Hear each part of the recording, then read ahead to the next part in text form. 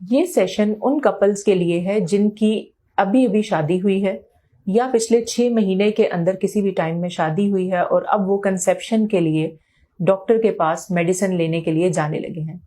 تو آج کے اس سیشن میں آپ کو گائیڈ کروں گی کہ شادی ہونے کے کتنے عرصے تک حمل کرنے والی ادویات کا استعمال نہیں کرنا چاہیے اور کب ڈاکٹر کے پاس جانا ضروری ہے.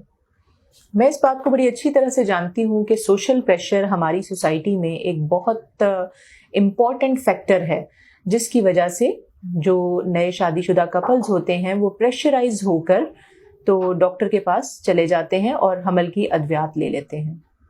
یہاں پر آپ سب لوگوں کے نالج کے لیے یہ چیز میں بتانا چاہوں گی کہ جو پریگننسی کے لیے ادویات دی جاتی ہیں ان کے اندر انڈے بنانے والی گولیاں ہوتی ہیں، یعنی ایسی گولیاں ہوتی ہیں جو آپ کی اووریز کو سٹیمولیٹ کرتی ہیں اور ایگز کی پروڈکشن زیادہ ہو جاتی ہے اور حمل ہونے میں آسانی ہو جاتی ہے. نارملی جو انٹرنیشنل ریکمنڈیشنز ہیں وہ یہ ہیں کہ آپ نے شادی کے 2 سال کے عرصے تک کسی بھی قسم کی ادویات کا استعمال نہیں کرنا اور نیچرل کنسیپشن کے لیے ٹرائی کرنا ہے. لیکن لوکلی ہمارے پاکستان میں یہ پروٹوکول فالو کیا جاتا ہے یونینیمسلی، یعنی سارے گائنیکولوجسٹ اس کو فالو کرتے ہیں کہ شادی کے 1 سال کے عرصے تک ادویات نہیں دینی چاہیے. اس کی وجہ کیا ہے؟ وجہ جاننا آپ لوگوں کے لیے بہت ضروری ہے کیونکہ جب ہم ایک دفعہ پریگننٹ کرنے کے لیے دوائی دیتے ہیں تو اووریز میں یا انڈے دانیوں میں سے 2 یا 3 ایگز کی بجائے 10 یا 12 ایگز ایک ساتھ ریکروٹ ہونا شروع ہو جاتے ہیں.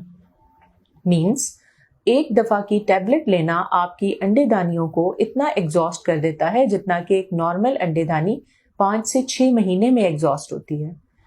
آپ کے لیے یہ جاننا بہت ضروری ہے کہ خاتون میں ایگز کی جو تعداد ہے وہ اس کی پیدائش کے وقت ڈیسائیڈ ہو جاتی ہے.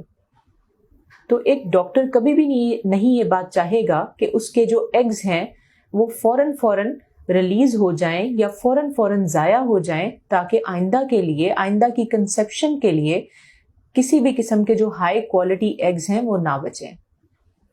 گائیڈنس اور کیچ پوائنٹ اس سیشن کا یہ ہے کہ اگر آپ کی شادی کو 1 سال کے اندر تک کا عرصہ ہوا ہے تو آپ فولک ایسڈ کا استعمال کریں. فرٹائل پیریڈ کے بارے میں جو میں نے آپ کو گائیڈ کیا ہے اس کو یوز کریں. اور اگر 1 سال کے اندر خدا نخواستہ پریگننسی نہیں ہوتی، ان دیٹ کیس آپ اپنے کنسلٹنٹ سے مشورہ کریں جو آپ کے کچھ سمپل ٹیسٹ کروائیں گے پہلے اور اس کے بعد کنٹرولڈ مینر میں آپ کو ادویات دیں گے.